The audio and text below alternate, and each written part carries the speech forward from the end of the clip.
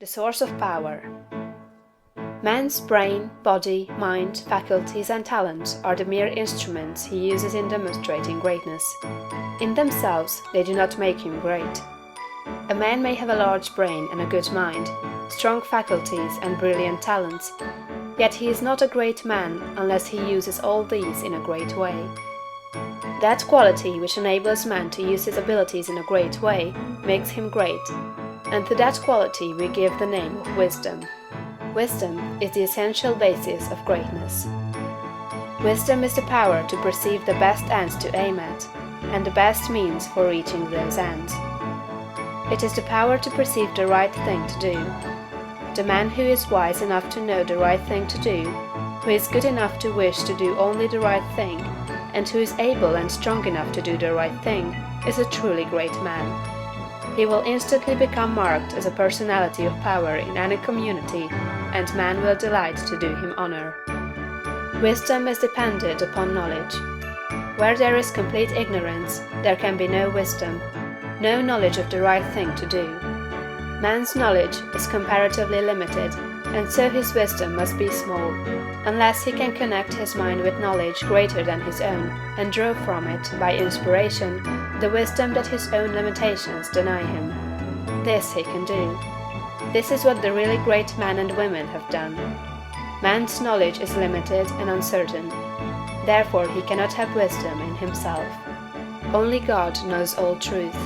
Therefore only God can have real wisdom, or the right thing to do at all times, and man can receive wisdom from God.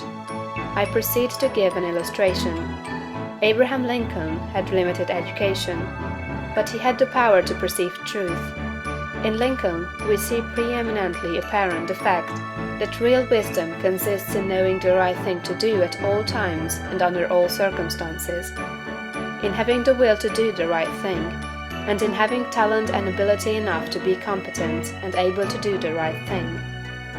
Back in the days of the abolition agitation, and during the compromise period, when all other men were more or less confused as to what was right and as to what ought to be done, Lincoln was never uncertain. He saw through the superficial arguments of the pro-slavery men. He saw also the impracticability and fanaticism of the abolitionists. He saw the right ends to aim at, and he saw the best means to attain those ends. It was because men recognized that he perceived truth and knew the right thing to do that they made him president. Any man who develops the power to perceive truth, and who can show that he always knows the right thing to do, and that he can be trusted to do the right thing, will be honored and advanced. The whole world is looking eagerly for such men. When Lincoln became president, he was surrounded by a multitude of so-called able advisers, hardly any two of whom were agreed. At times they were all opposed to his policies.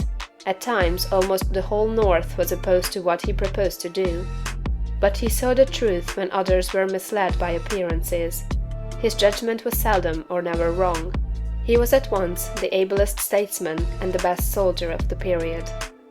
Where did he, a comparatively unlearned man, get this wisdom? It was not due to some peculiar formation of his skull, or to some fineness of texture of his brain. It was not due to some physical characteristics. It was not even a quality of mind due to superior reasoning power. Processes of reason do not often reach knowledge of truth. It was due to a spiritual insight. He perceived truth, but where did he perceive it, and whence did the perception come? We see something similar in Washington, whose faith and courage, due to his perception of truth, held the colonies together during the long and often apparently hopeless struggle of the Revolution.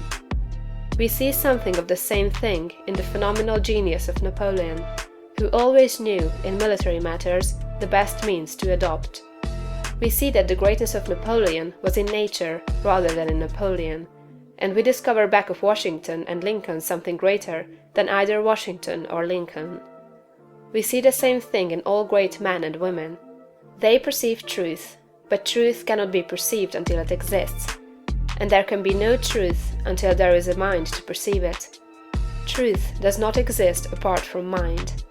Washington and Lincoln were in touch and communication with a mind that knew all knowledge and contained all truth. The same is true for all who manifest wisdom. Wisdom is obtained by reading the mind of God.